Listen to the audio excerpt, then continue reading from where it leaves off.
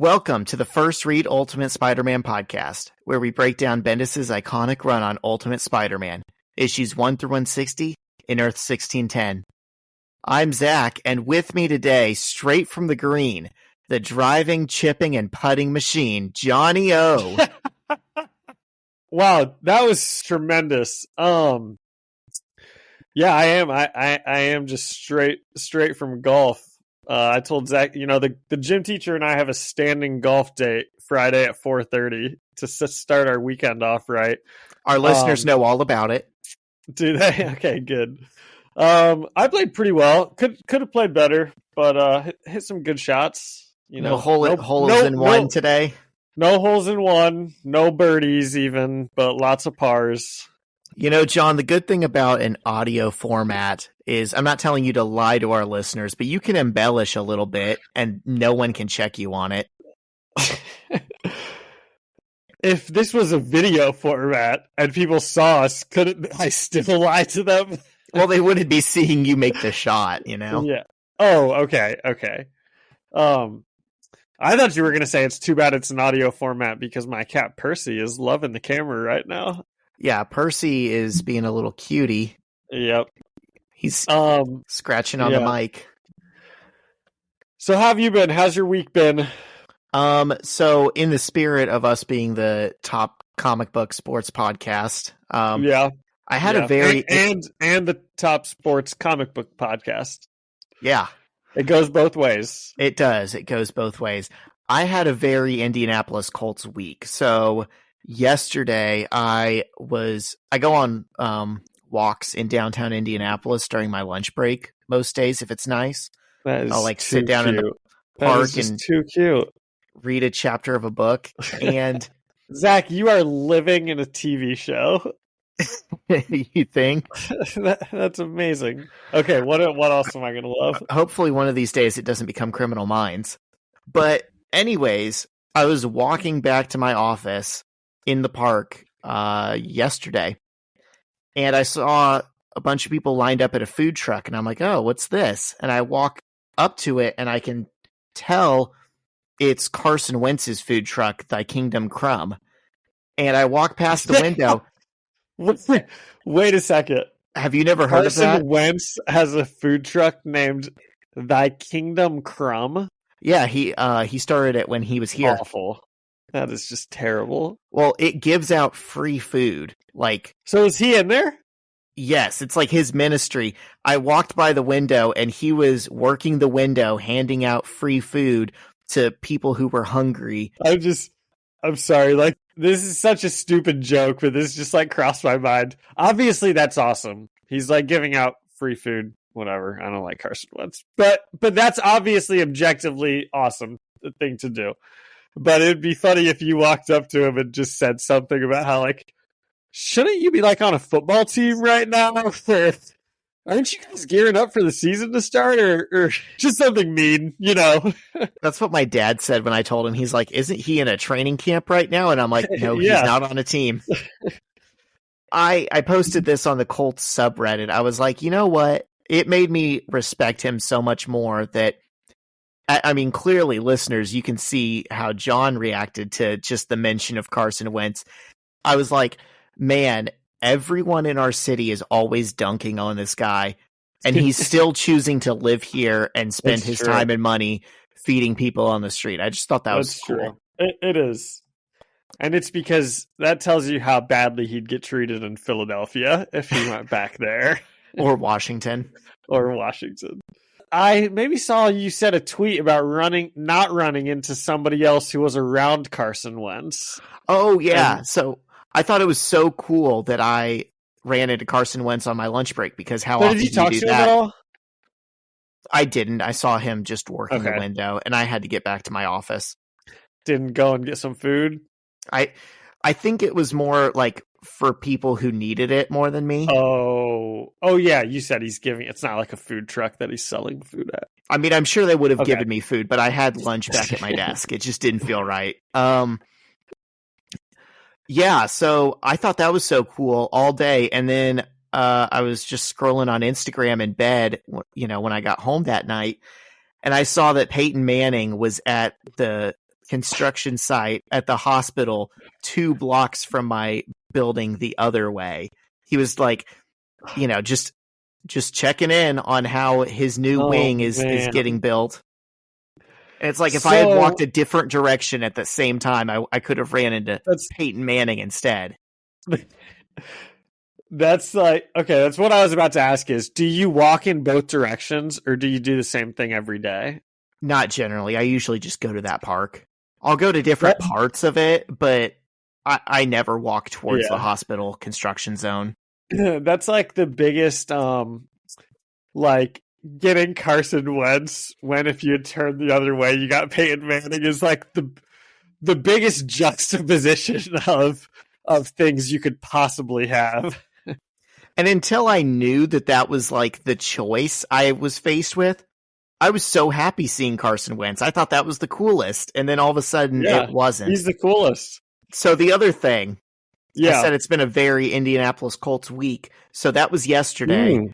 Today, I was lucky enough through my work to get to go to the Colts kickoff luncheon, which I'd never been to before. It's like just a little lunch party that the team puts on for like their business partners. Yeah. And so players sit at every table, and Irsay spoke, Ballard spoke, Steichen spoke, and this is way cooler than running into Carson Wentz, by the way. I know, but I just think it's funny that they happened like back-to-back days. I'm going to send you this picture of who was seated right behind me, like back-to-back with me. Yeah, so you were all at tables. Who was at your table? Nick Cross. I don't think I know who that is, but it's still very cool. But am I about to get a picture of Anthony Richardson right next to you?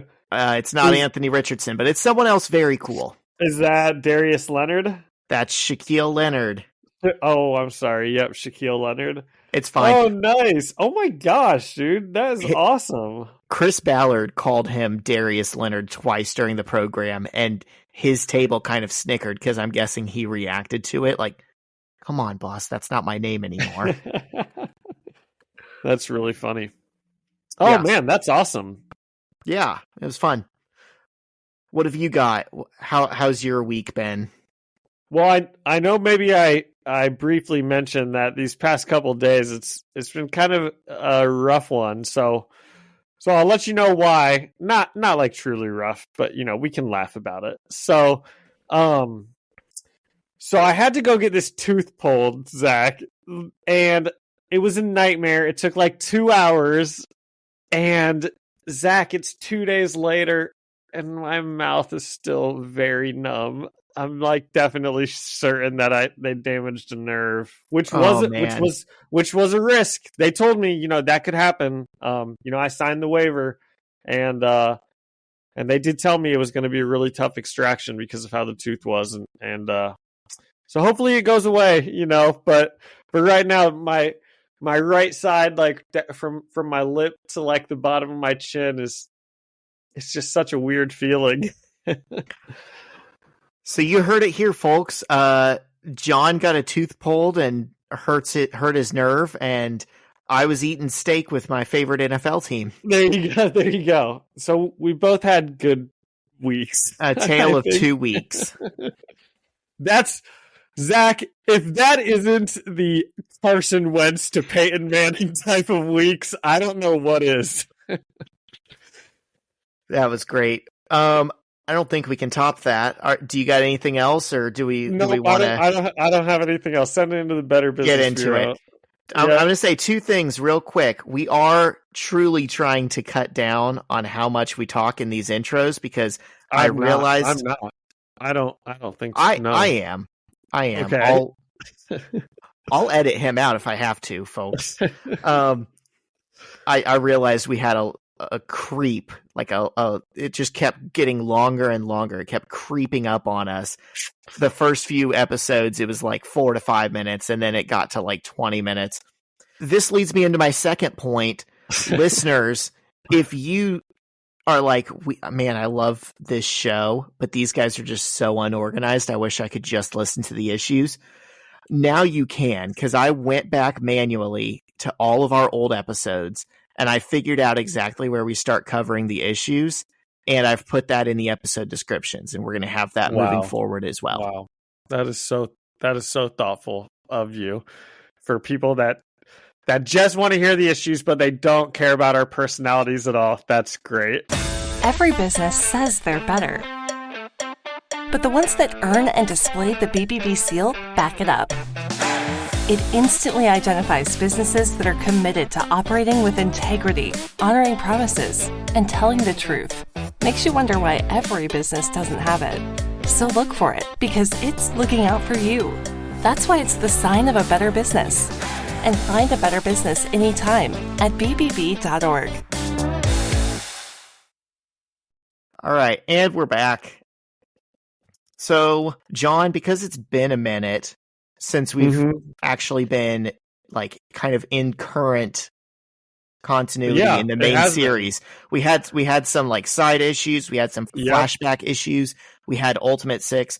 I'm going to read the previously on that's provided to us on the first page of this issue. Okay. So this is issue 40. This is Ultimate Spider-Man, issue 47, written by Brian Michael Bendis, penciled by Mark Bagley, inked by Art Taber, colored by Transparency Digital, and lettered by Chris Iliopoulos. It says, previously... Yeah, Zach, real quick, what's this issue called?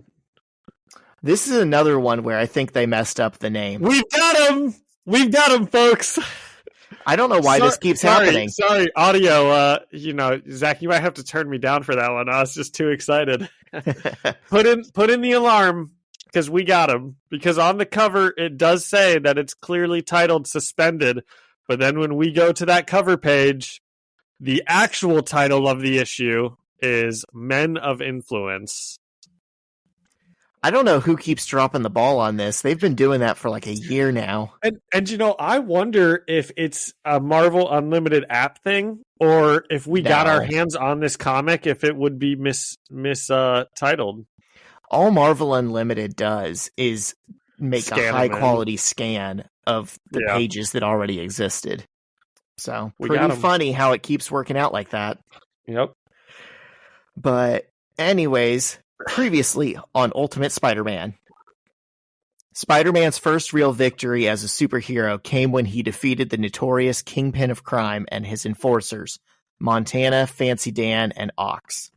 Spidey broke into Kingpin's tower and found security camera footage of Kingpin murdering one of his underlings. Spidey then snuck the tape to the newspaper he works at, the Daily Bugle.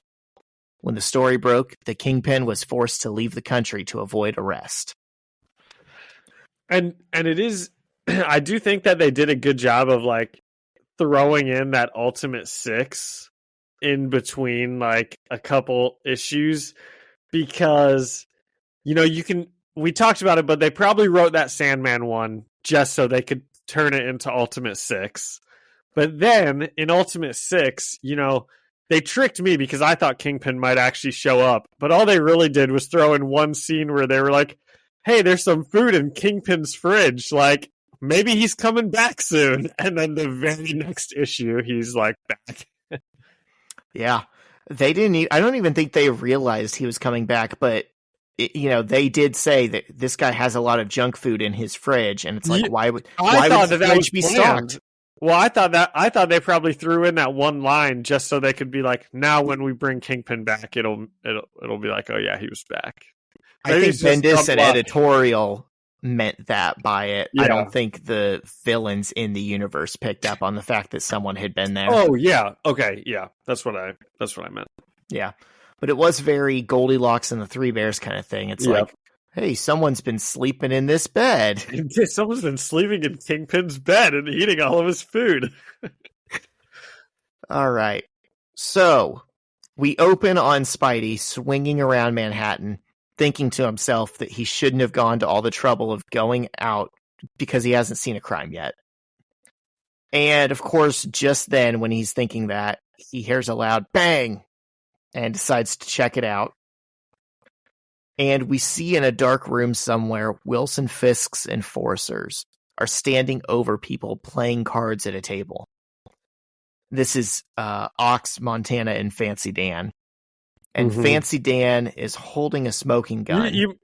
I feel like longtime listeners will remember these guys, and they'll also remember, Zach, that you do a voice whenever you talk as Fancy Dan, or at least I remember that. So Dan tells one of the men at the table, "That better not be Mr. Fisk's money you're gambling with there, Julio." Perfect. And Julio basically says he thought he didn't owe Kingpin the money anymore since he fled the country. And he says he doesn't have the money and he ain't paying. And Dan says, "Well, which is it? You don't have it or you ain't paying. Either way, tale as old as time." And then Ox, who's the big guy, of course, chimes in with a "Beauty and the Beast" before shyly saying, "I thought that's where you were going with that." And John, did that just feel kind of forced to you? Felt very strange to me. See. Isn't there something else where they do say tale? I mean, that is the song, right? Tale as old as time, Beauty and the Beast. But yes. Yeah, I mean, yeah, I don't think that's where Fancy Dan was going. I wouldn't have got that. I don't think it's a joke that character would have made. I feel like that's something Spider-Man would have said. And this is a criticism people have of Bendis's writing, is he will write every character in a book with the same voice. And I feel like here, this was an example of Ox having Spidey's voice and it not he can working. He can like show tunes and Disney. You know? It just feels, I don't know, it's silly. I'm going to move on. So they kind of move past it. Dan tells Julio either way, he's about to become a cautionary tale. And he aims his gun at Julio's face, but before he can shoot it, he gets his hand encased in webbing. And Spider-Man jumps on the card table and says, "Always with the guns. You know what they say? The gun is just a substitute for..." For what? He trails off. I don't know, John. What do you think a gun is a substitute for? And the other gangsters all pull out pistols and start shooting at Spidey. And he starts jumping and dodging the shots, but Ox grabs him by the ankle and throws him through some wooden crates. And Spider-Man quips that he doesn't know how these guys are in jail. And how these guys aren't in jail. Yes. Like, I don't know how you guys aren't in jail right now. He says that a lot. He says it like 3 times or something in a very short span. And Montana tries to hit Spidey with his whip, but he accidentally hits Fancy Dan just as Dan is trying a second time to execute Julio. He goes, what Spider-Man does have a couple good lines in this. The very first one is, he shows up and he goes, "Oh, hey, I know you guys. You're the Kingpin's surprisingly ineffectual muscle."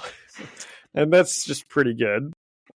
And then he says, "If I knew it was you tools, I would have had a much funnier entrance. Can we do another take?" Hey, it's the guys that were going to knock over a McDonald's. That's right. That is what they were talking about. Yeah, I always will associate that with them now.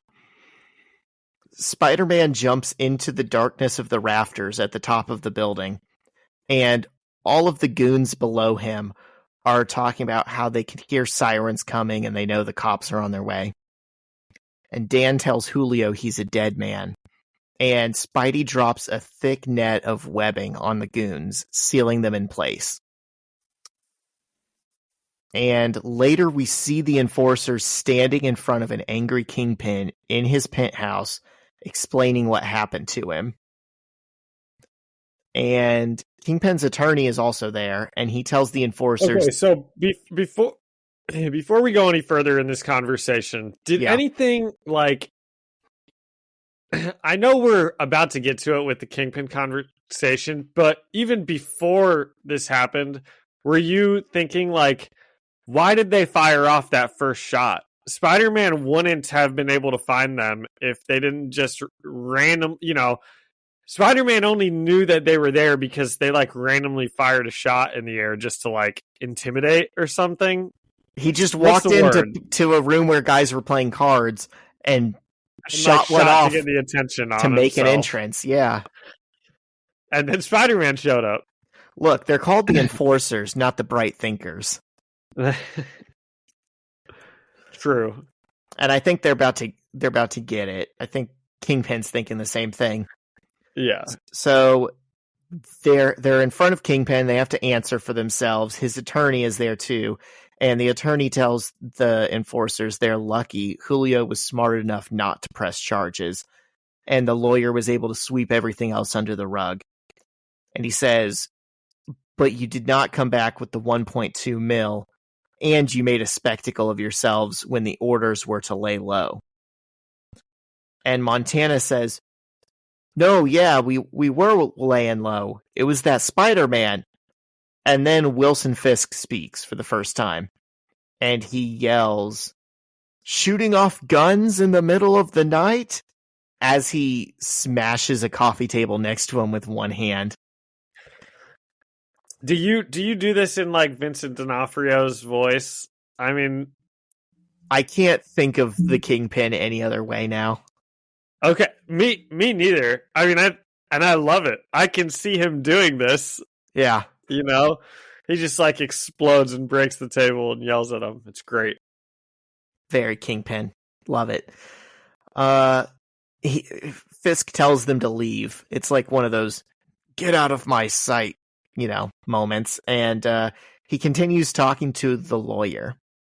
And the Kingpin is frustrated that Spider-Man has cost him millions of dollars and months of his life spent in hiding.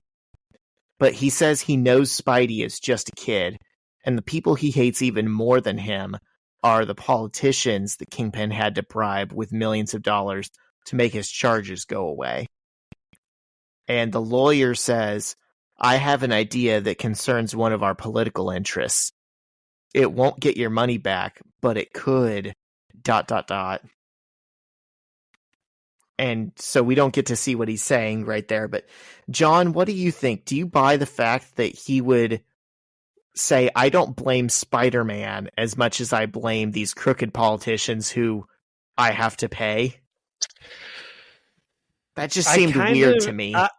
Okay, so I was thinking that seemed, when he said that, I was like, oh, that is what he would actually care about, because think you're this like big crime boss that has paid off the police, the newspapers, all the politicians.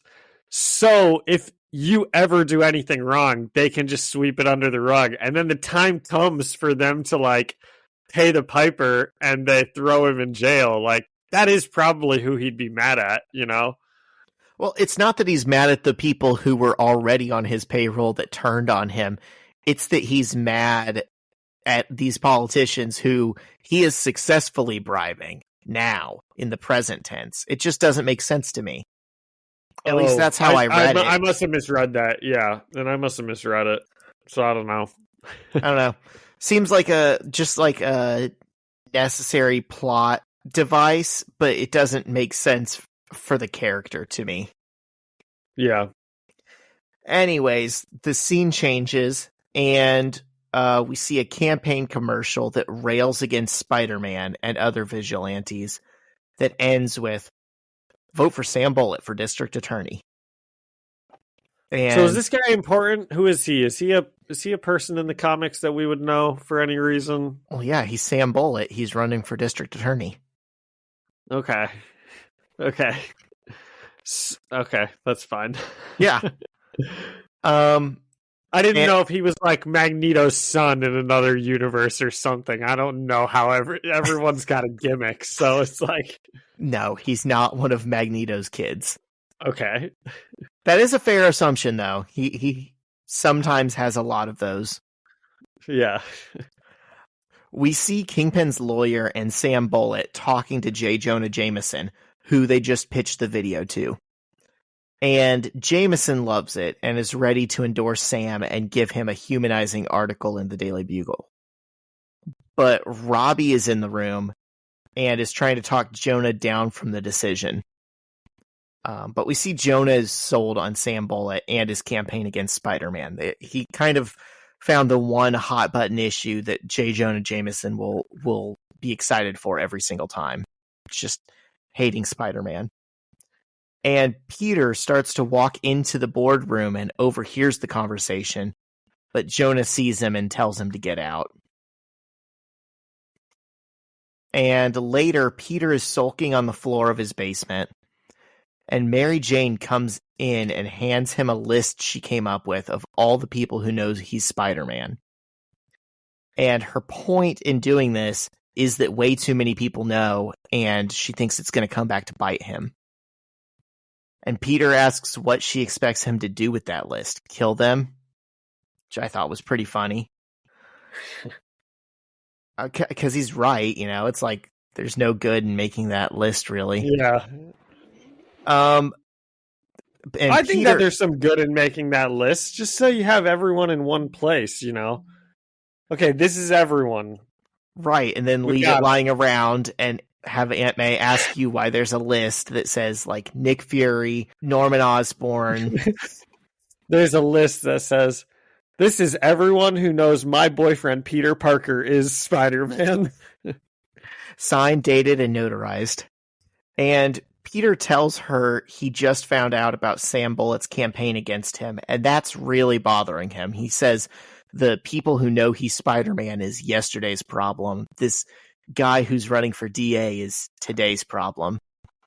And I'm going to read these panels. I thought the list was interesting. Peter says, so what did you do? Let's see here. Well, Norman Osborn and Doc Ock are in jail. Harry is, I don't know where. Plus, all three of them are goofy loons, so really no one even cares what Meshuggahs they say. Meshuggah. Meshuggahs. I didn't know it's Yiddish. Yeah. Mary Jane says Meshuggahs. I don't even know that because she says it. And Peter says it's Yiddish, and she says, where do you know Yiddish all of a sudden? And he says, I picked it up, and she says, you should put it back. If you've ever watched any Curb Your Enthusiasm, you've probably heard some words like that. Sometimes they'll throw out words like that. That's why I don't know it. I just think that's notable because Bendis has said multiple times, and he's not the only writer, but he believes Peter Parker's Jewish, and he wrote him as Jewish. But it's never explicit. It's never like a big deal in any run that I know of. I like it. But a lot of writers just casually write Peter Parker as if he's Jewish. Oh, I like it. Yeah. But I just thought that was funny because here we have like kind of textual, closest thing to confirmation I've ever found for that. And yeah, I like it. Or maybe he's just watching Curb Your Enthusiasm. Maybe, but I don't think that's the implication here because Bendis has told us as much. Yeah. Oh, that's cool. That's a fun fact. It is a fun fact. And then Peter continues and he says, and these guys, Nick Fury, the Ultimates, Captain America, the X-Men, these are all superheroes. So there's like an unwritten thing, a professional courtesy. So he's kind of got it all figured out that there is this long list of people who know he's Spider-Man, but he has kind of an excuse for why he doesn't have to worry about any of them too bad. Mary Jane says it's too many people, and Peter snaps at her and yells, I know! And MJ gets up and says, okay, I'm going home. Did you actually look at this list and what she has written on it? Oh, like what the drawn list says? Yeah. Yeah, I thought that was interesting. Okay, well, I'm just now reading it, and there's two things that kind of annoy me, and here's what they are. She says, rest the Ultimates, and then she says, all the X-Men. You know how people will sometimes say O instead of just writing of? Yes. Why would she do that, Zach? Well, she also... It's more work. She had to put the dashes in there and everything around the O. That is dumb, but she also wrote Logan, Wasp, and Captain America. She could have just saved so much space by writing Ultimates. I said Ultimates, X-Men. And X-Men. Yeah. Okay. Well, she's doing her best. That's fine. Mary Jane can do no wrong. She says Kurt Connors, which is interesting because Peter deleted that email that he was writing, and Kurt Connors said, "I'll keep your secret for you keeping mine." Okay. Do you want to say it, or should I? He didn't keep the secret. He told Mary Jane. We got him, Zach. No. Well, that or we got him. Probably he just told Mary Jane. Either Peter was dishonest with Kurt Connors, or this is an error. Yeah. So Peter just snapped at MJ. She says, "I'm going home." And Peter tells her he's sorry he yelled and he didn't do it on purpose. And Mary Jane says, "A politician, huh? I don't know who this dude is or anything, but someone's always paying their bills. What do they call it? Campaign contributions and stuff. Someone's pulling the strings." And Peter says, "That's not totally insane, but who would do that?" And Mary Jane says, "Good question. Huh. Oh, look at this. I have a list right here." And throws her paper back at Peter. I think that was my favorite moment of this issue. Incredible. I know, it was. It was a really She good had one. so much swag right there. She stole the scene. That's what I said. I said, here, what did I write here? I said, ha, MJ totally manipulates Peter into reading her list. She showed him. And later, Peter is in costume looking at a billboard that shows him fighting Doc Ock and says, "Take back our city." And it's presumably one of Sam Bullett's ads. And a woman on the ground below sees Peter, freaks out, calls him a mutant, and throws a bottle at him. Specifically a Snapple bottle. And Peter calmly catches it and sets it down and swings away as he says, "Nice, lady. Real nice. I want you to note the following, okay? I didn't try to hurt you. I'm not the one who threw something at you. And I didn't call you any names even though you wore that hat out in public." Because she's wearing a pretty dumb hat. It looks like what, Rabbit? Scarecrow. A scarecrow hat. I was going to say it looks like what Rabbit from Winnie the Pooh wears when he's out tending to his carrots. But yeah, it's a scarecrow hat.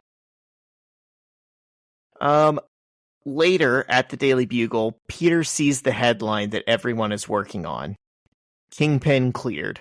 Questionable evidence deemed inadmissible. And Peter starts freaking out internally over the injustice that he's publicly hated, but the Kingpin is free despite a video of him killing someone. And he overhears Robbie and Jonah arguing about endorsing Sam Bullitt. And he interjects to ask why Jonah is worried about going after Spider-Man instead of the man who just got away with murder. And Jonah kind of pauses for a second and just looks at Peter, kind of dumbfounded. And then he screams at him, "Who are you? What are you doing here? Why do I hear your voice? Out! I want you out. This isn't a place for kids. You're fired!" And Peter looks shocked as the newsroom stares at him. And the last panel we see is of Peter standing hunched and dejected in front of the front page that reads, "Kingpin cleared." What do we think? Okay, before we get into it, I want to draw your attention to one panel specifically. Not for any like majorly important reason, except I think it's kind of drawn interestingly. Okay, so it's on that page that you just read where Peter gets fired. Not the very last page, but the one before that. And okay. Peter is standing between Jonah and what's the other guy's name? Robbie. And Jonah's yelling, and every time I do, sales go up, and up is bolded, and ad revenue goes up, and Peter is interjecting in this panel, and he's raising his finger up like he's interjecting, but it happens to be kind of perfectly to where you're not 100% sure if that's not J. Jonah Jameson's finger, and he's saying, every time I do, sales go up. So I don't know. I kind of just thought it was like drawn interestingly. Like I don't I'm not sure if there's, Bendis had to put that in on purpose, that Peter's putting his finger up, as Jonah's saying, like it goes up, up, up, right? Well, it would have been Bagley who put that in. And I guess this is where it gets interesting. If they were using the Marvel method, Bendis would have been captioning an already completed page, and he would have added the up, and that would have it would have been him playing off of Bagley putting the finger there. But if this is like kind of a standard writing style, and Bagley got a script that said up, up, then he would have been the one drawing it. And I don't think he would have known that whoever does the lettering, Chris Iliopoulos, would bold the words up. So I think it's just a group synergy. I think it's that Bendis wrote something and Bagley drew something and Chris Iliopoulos bolded something all in the same panel, that it sets off 3 different stimuli in your brain for the same piece of information. Yeah. Oh, that's interesting. So you don't think that they talk to each other that much when they're doing this? They just kind of get it on their desk and go? I don't know. So I don't know how they specifically worked. I don't know if this creative team used the Marvel method while they were making this. I feel like they probably didn't, but I have heard that Bendis was one of the last people who liked to do it. I don't know if they were all in office. I know today with modern technology, people who work on comics together might never even meet each other while they're like putting an issue out. Like they could be on different coasts. Wow. So it's hard to say. Well, I thought that this was a pretty good issue, Zach. I said lots of good in this one. The 3 goons, they're always great. Some good Spider-Man quips. It's always good when Spider-Man is depressed and everything's going against him, except with Mary Jane, who he's cool with right now. So I said all good Spider-Man stuff. And I gave it an 8.5 out of 10 hands thrown at Spider-Man. Oh, man. I thought we were going to use names of people who know his identity. Oh, that's actually a good one. Cans is good too. We'll go with Snapple's at Spider-Man. I didn't catch that was a Snapple. Yeah, man, 8 Snapples getting tossed at him. That is a barrage. 8.5. He's getting lit up. One of them was just shook up, and they put their thumb over it, so he's like getting sprayed by it. He's just getting shot with the cap, and like the last thing he sees before he dies is the little Snapple fact. That bottle cap. Yeah. Wow, the African white elephant was saved from extinction. Bink. Yeah.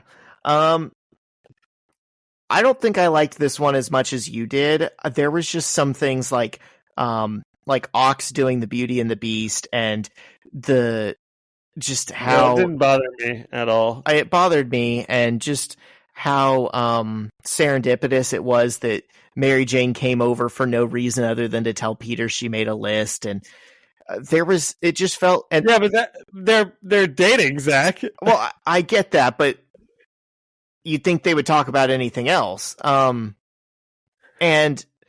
I think if I were dating a superhero, it's all I'd ever talk about. I mean, that's fair, but that was also the problem with their relationship the first time. That's true. And then like the Kingpin talking to his lawyer and being like, who's really the problem here is these politicians out of the blue. It all see, and I liked him saying that also. Like I said, I think the way I read that, I actually really liked that. It all sets up the next few issues, and it does a nice job of it, but it just does it so abruptly. It feels like a writer steering the plot instead of characters acting in character and letting the plot progress naturally. And sometimes I understand you need to do this. You don't have the runway to let it happen as organically as I'm wanting, but I'm still going to give it a 6 out of 10 Snapples thrown at Spidey. Well, not ouch for Spider-Man. That's going to be easier to dodge than 8 out of 10. Yeah. Yeah, he's great. Yeah, I liked the Kingpin stuff too. Him just standing there as his lawyer talks and then kind of like exploding when it gets to like I don't know. It really reminded me of the Kingpin and Daredevil, which I liked a lot.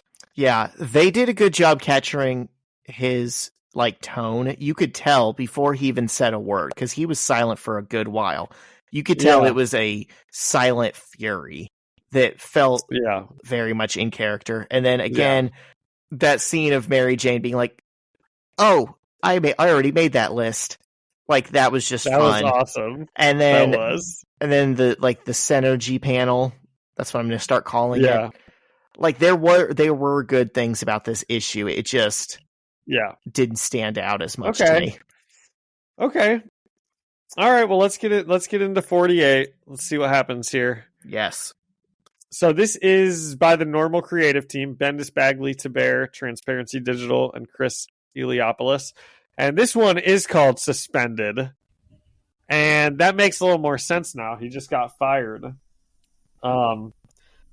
So Peter is at the Bugle. He's getting ready to leave. He's collecting all of his things, and he kind of comes into J. Jonah Jameson's office, and it's pretty goofy. He's like, those zip disks, is that floppy disks? This is so long ago. Is that what he means? I'm not a tech guy. Maybe zip disks were their own thing. Maybe there were floppy disks. I think they're like types of floppy disks, which for any listeners that are younger than Zach and I, they've probably never even heard of floppy disks, but it's that icon in the save button when you're in like Microsoft Word. That was a real disk that you'd save on. So anyway, Peter is like, it rubbed me as a little childish to be like, those are my floppy disks, and I paid for them with my own money, so I'm taking them home. And it's like, they're probably like $6, man. It's the early 2000s equivalent of asking for like your USB back. Yeah. And maybe it does have some stuff on it that he'd want. But yeah, it's pretty goofy. So Peter comes in to collect his stuff, and J. Jonah Jameson says to him, it isn't what you said, it's how you said it. And Peter's kind of biting his tongue before he just unleashes into Jonah, telling him that that's a total load. And I'm just going to read it.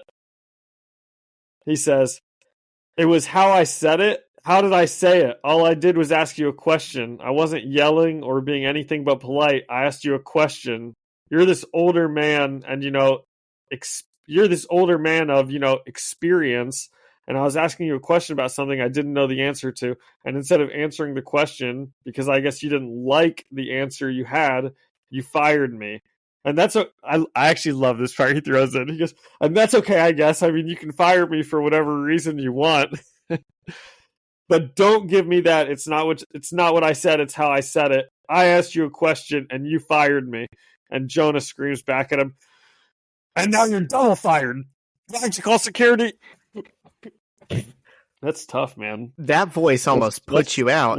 What's that guy's name? Who's that actor that does that? Oh man, we can't. J.K. Simmons. Yes, he's a legend. And Peter says, "Try it," and that's pretty good also, because we know he's Spider-Man.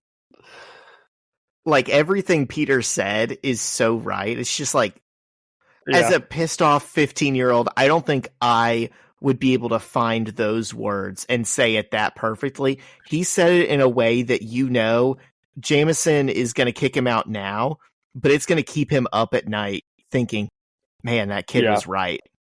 Yeah. Are you looking at this page? I am.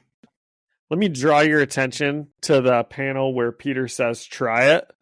Anything sticking out to you at that panel? Is it the text is kind of grayed out, like he said it under his voice? It's his voluptuous ass, Zach. His packing heat. Like, my man does not skip leg day. It's all that hopping and swinging around. Yeah. Viewers, what page is this? Like page 3? Take a look. Okay, so Peter storms out, and Jonah says teenagers, and man, I cannot remember his right hand man's name. Was it Robbie? Okay. Robbie says, so this is now. Every time you lose an argument, you fire the person, and basically Robbie ends up storming out, and he says, I liked you better when you drank. I'm going home. It's a pretty crappy thing to say to someone, but Jameson is being pretty crappy. I actually thought that too. I was like, clearly he's just joking, but that actually is kind of a crappy thing to say to someone who like stopped drinking. So Peter is swinging away from the bugle, thinking to himself about how Kingpin is living this huge life of luxury up in Fisk Towers. Hold on, before that, very first panel where you see him swinging, he's got this scream. It's like in red and bursting out of its text bubble. Yeah. You can tell he was so mad. He like first thing he does, change into costume, jump off the roof, and scream at the top of his lungs. Yeah, I actually didn't notice that. Good point out. So he's swinging away, and he's thinking about Kingpin's living in this big Fisk Towers, and he, on the other hand, just got fired when he almost swings into a giant billboard of Spider-Man's face crossed out with the words "Vote Sam Bullock, End the Madness" on it. And Peter is kind of thinking to himself, and he's like, you know what? If these guys think I'm such a big piece of crap, maybe I'll just go act like one. And I was hoping that he would go into Fisk Towers and cause a scene. So let's see what happens. And we see a meeting in Fisk Towers between what I assumed was Wilson Fisk's people and the politician, but that doesn't end up being Sam Bullock, so I don't know who that is. Probably someone. I think it's like a PR consultant, because he's telling the Kingpin, I think you should still lay low for your image. Yeah.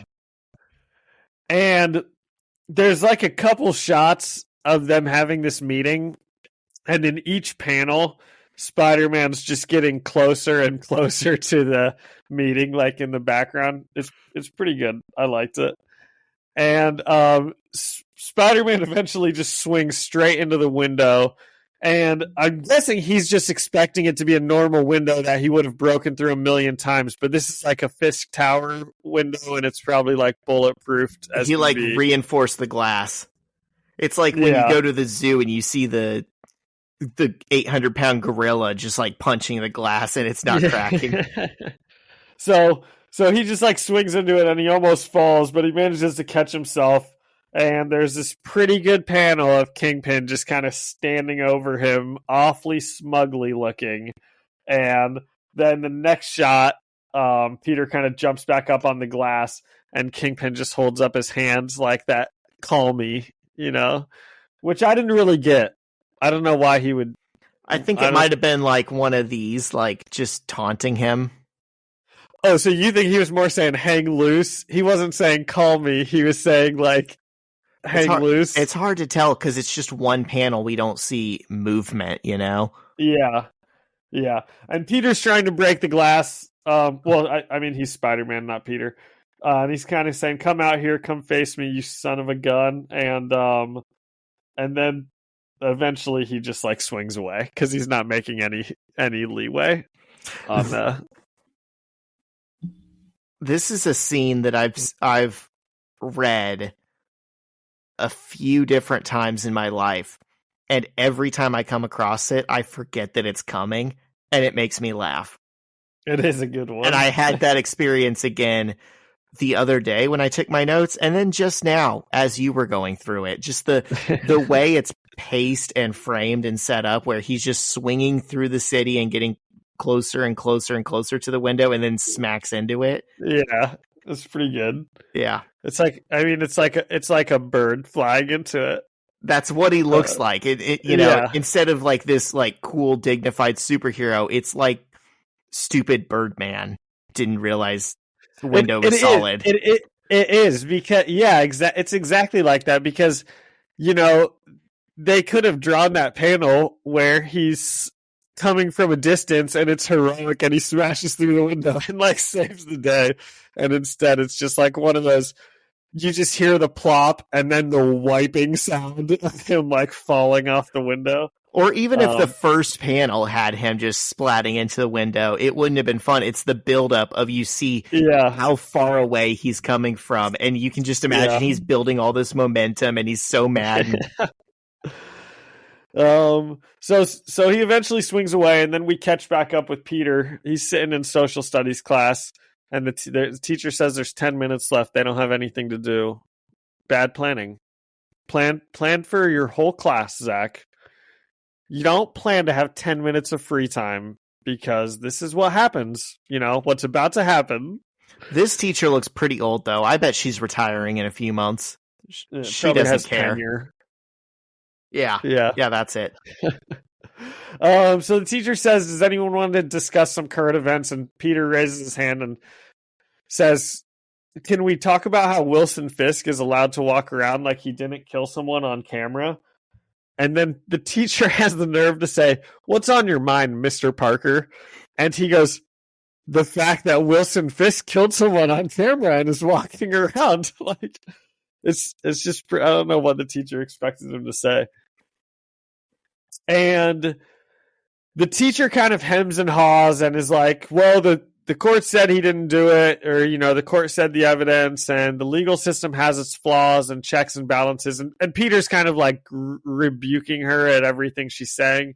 And then she's like telling him it's not a big deal, essentially, but it's said in a way where you can tell she doesn't really care about that class. She doesn't really care about that conversation. She doesn't really care about Wilson Fisk.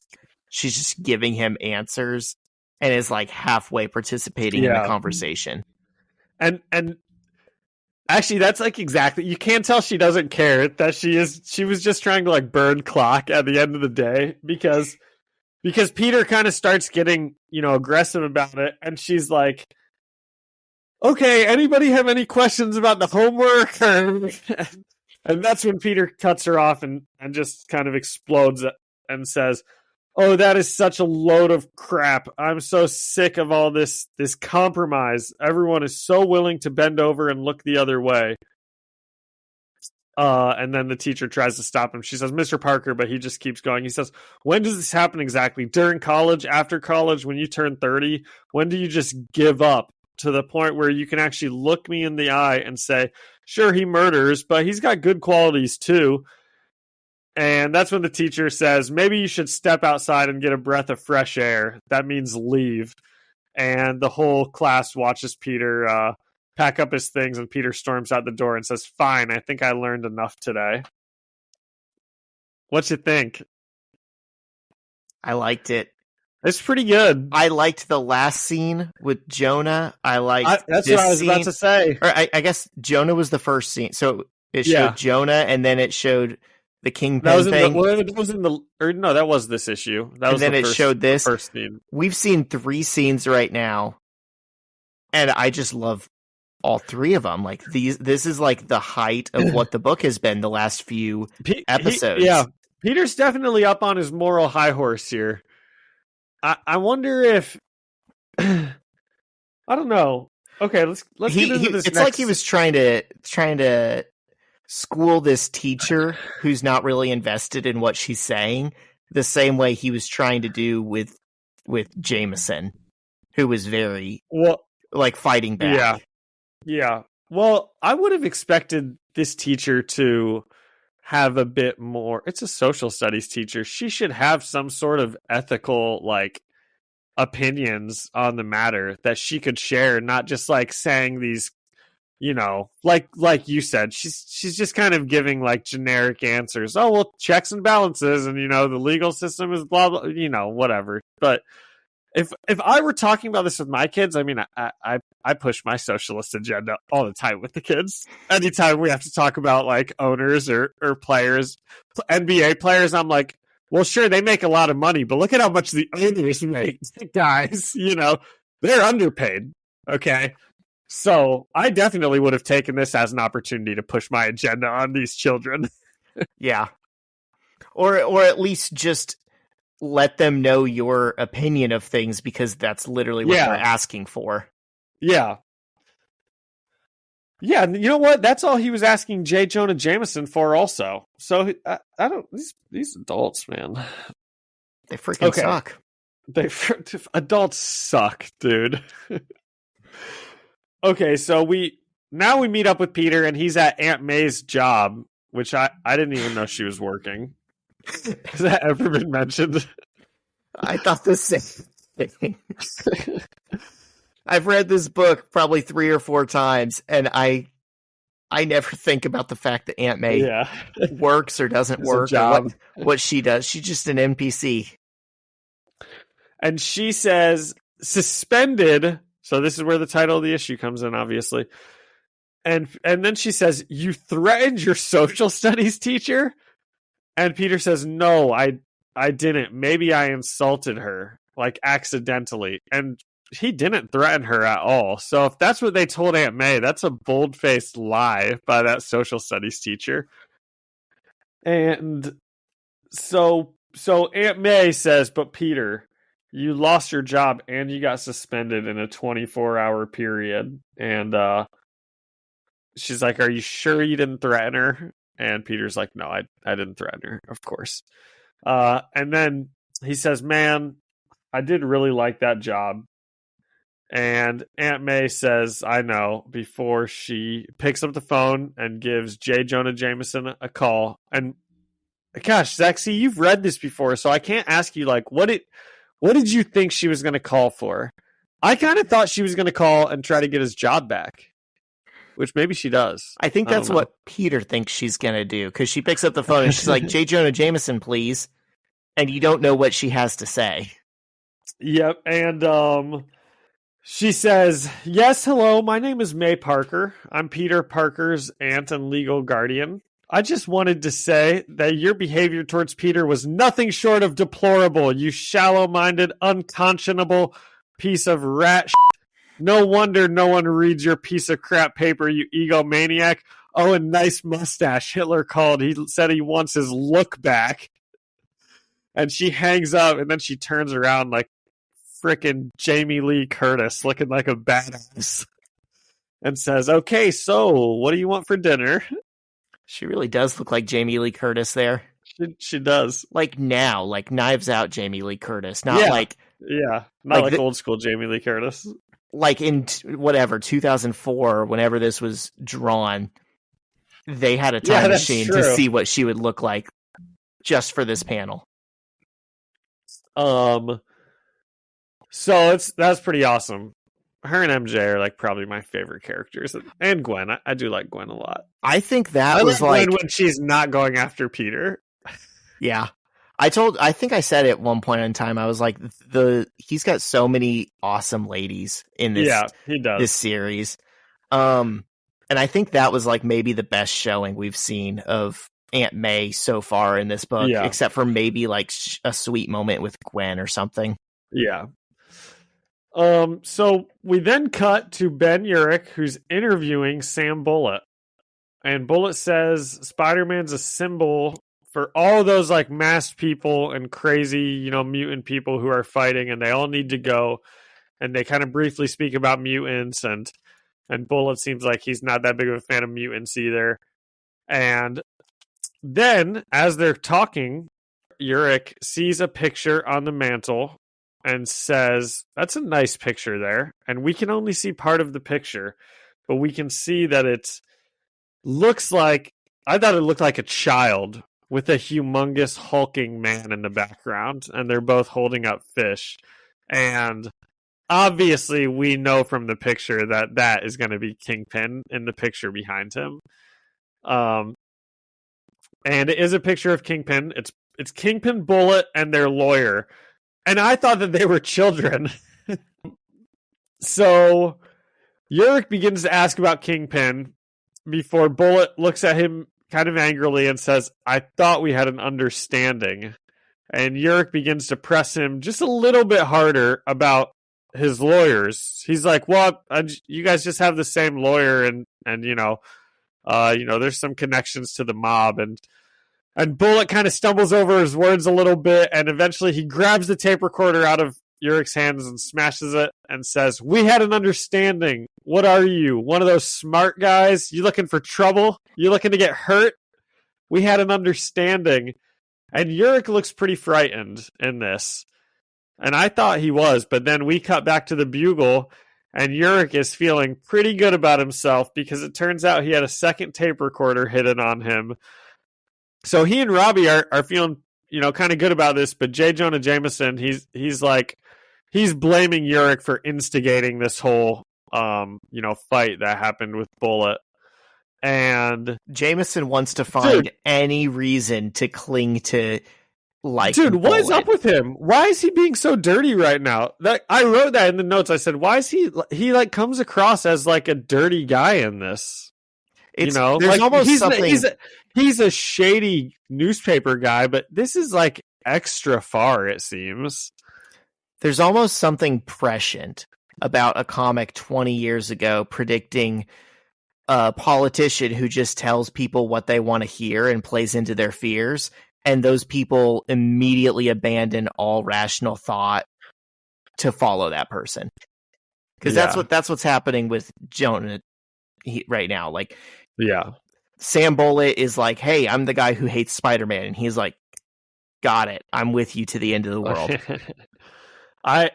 So you're making that comparison to like Trump, right? And how that they like join Trump because he says whatever they want to hear, or is that? Yes, it's a very cult of personality thing. I think, Bullet... I think sadly the point Bendis was probably making 20 years ago was it's just always been like this, like it was like that back then also, and it was like that they're always dirty. Apparently, yeah. But obviously with Trump, it's a bit extra. But this is the number one politics podcast for comic book fans. So, well, this episode This is a very political episode. Yeah. This issue felt to me like it could have been written by Aaron Sorkin. Yeah, all we were missing was a good walk and talk scene down a hallway, and it would have been right there. But yeah, J. Jonah Jameson is being pretty dirty in this, and so Robbie asks him, "Jonah, seriously, all of this just to hang a guy in a costume? What is your problem with Spider-Man?" And just then we see that J. Jonah Jameson gets a phone call from none other than May Parker, and Jonah listens to. We just see that Jonah is listening to May rip him a new one as he stares at the Vote Sam Bullitt ad with Spider-Man's face crossed out. And what do you think is going through with his little? It's not really a Hitler mustache, but it's fine. But with his little mustache on full display. But what's going through his head here, Zach? Because I think it could be read a couple different ways. Yeah. If anything, he actually has no hair right under his nose. So if he kissed Hitler, their mustaches wouldn't touch. They're like little puzzle pieces. Yeah. I mean, obviously his facial expressions they're meant to be interpretive. Okay. We're not supposed to know what he's thinking. Otherwise we'd have some words or something. So wait a minute. Obviously his facial expressions are not supposed to be obvious. Is that what you're saying? Right. Yes. We are. Okay. Clearly it's unclear. Yeah. Okay. Well, what do you think? I think he's starting to question his ways. Yeah. Okay. That's what I think too. I think this next issue we might see a JJJ change of heart, and I think I'm going to love it when that happens. I don't know that I'd call it a change of heart, but it just looks like enough people have planted the seeds of doubt in him.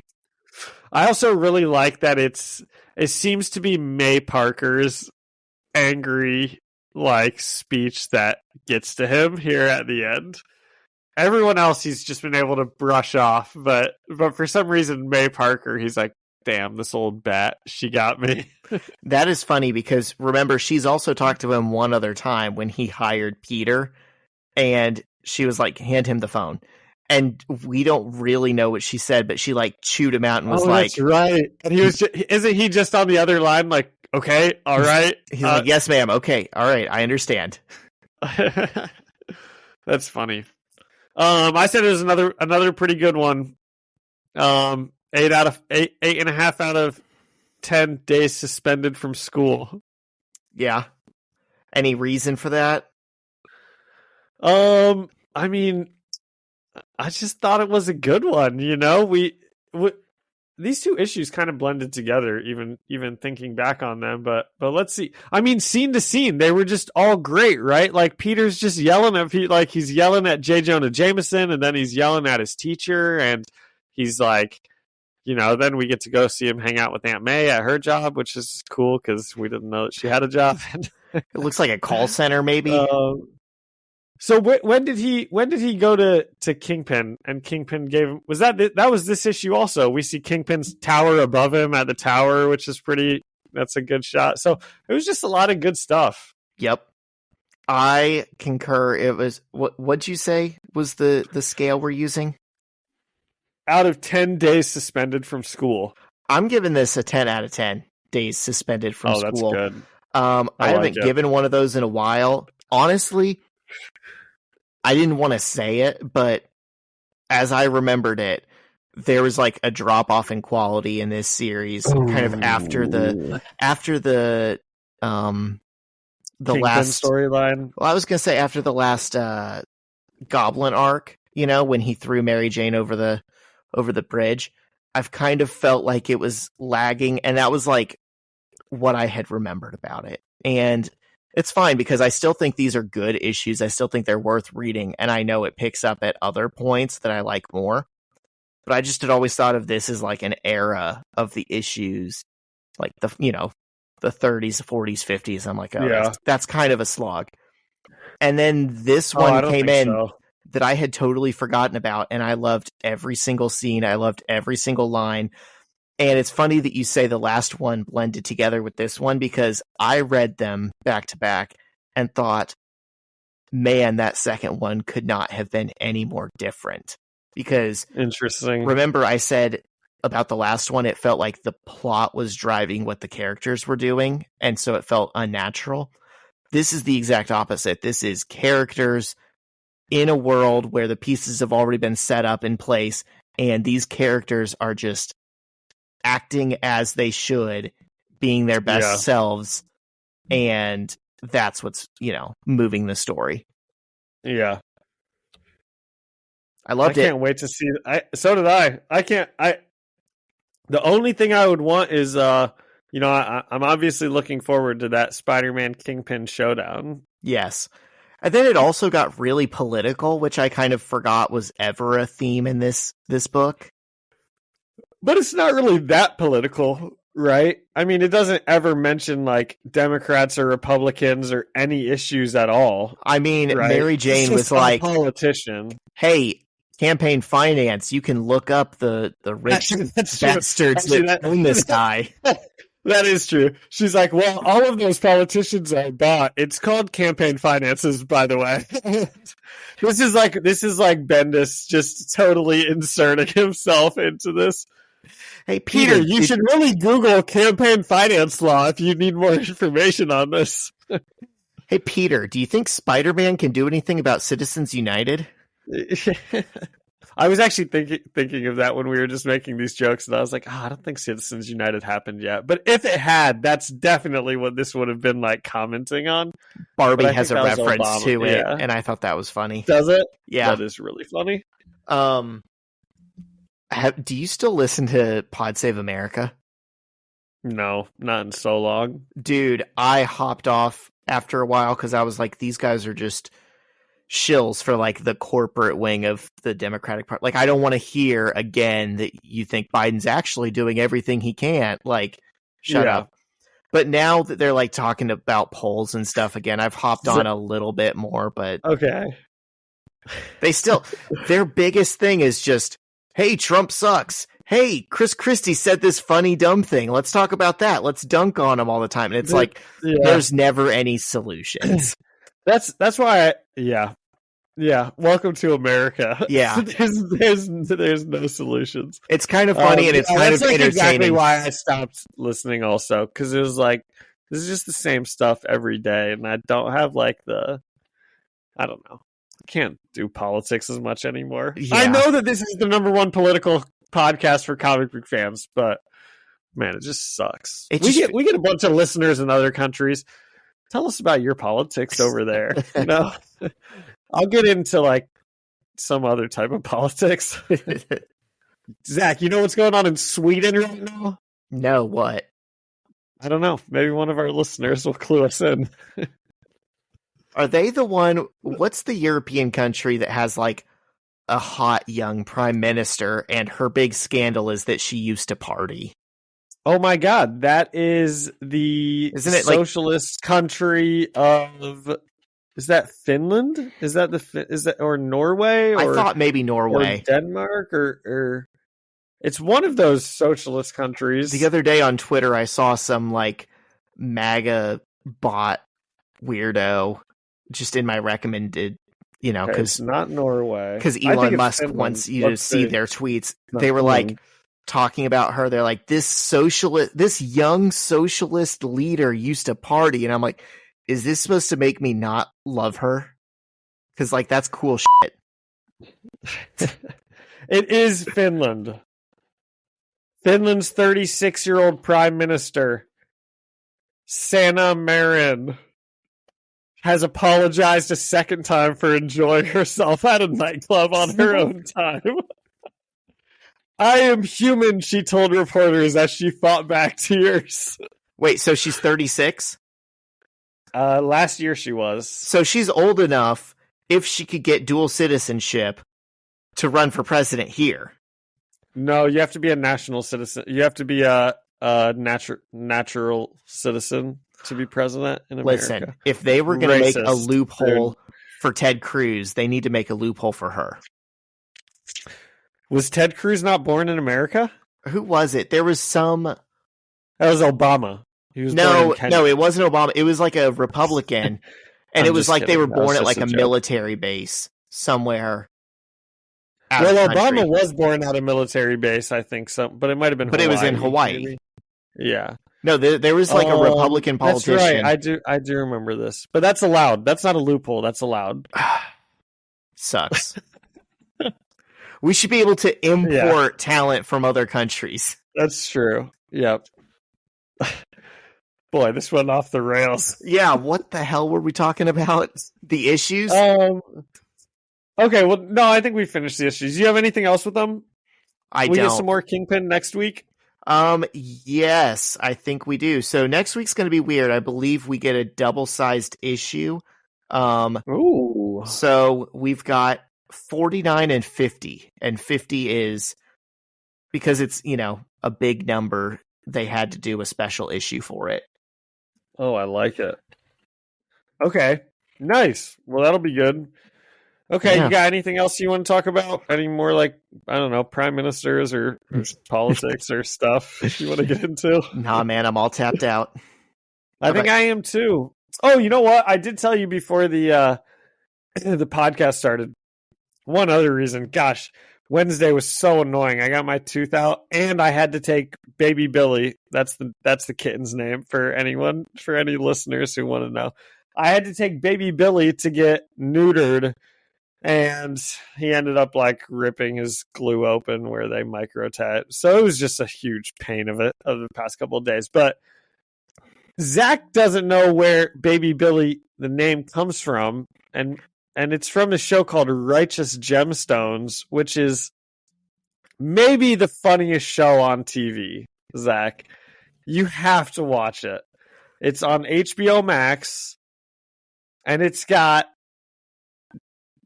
just so many funny, famous people. It's got John Goodman, Danny McBride, and that guy from Workaholics, Adam Devine. Is that his name? Yeah. I don't know. Along with like a ton of other people who are just like hilarious in it. But they're a family who run like a mega church that's like, like one of the big scam mega churches, and it's basically like their life, and it's just so funny. You just have to watch it. And one of the characters in that is named Baby Billy, and he's like the best character in the show. Nice. So that was a name so good. It beat out Voldemort and Kitty McCatface and what were the others? It stuck. Black Cat. Rocket, yeah. It was almost Rocket, and then it was just going to be nothing. We were watching an episode of Righteous Gemstones, Baby Billy and I were, and Baby Billy was on the screen just being hilarious, and I was like, that's it. That's you. Yep. Well, awesome. Send Baby Billy my love. Is he feeling better now? Yes, he's feeling great. He's totally fine. Good. Yep. I don't have anything else, though. All right. Well, thank you, listeners, for submitting your names that didn't get chosen. Yeah. We'll have to do that again next Cat. Yep. Yeah, for either of us. Yeah. Well, mine have to be X-Men names, but we could still take submissions. Yeah, they could do that. Yeah. A good Logan Cat, Zach, if you need a boy. Yeah. What I really want is I want a dog named Bishop. I think that's a good. Oh, that's good. Good dog that's name. Really good. Good subtle X-Men name. Yep.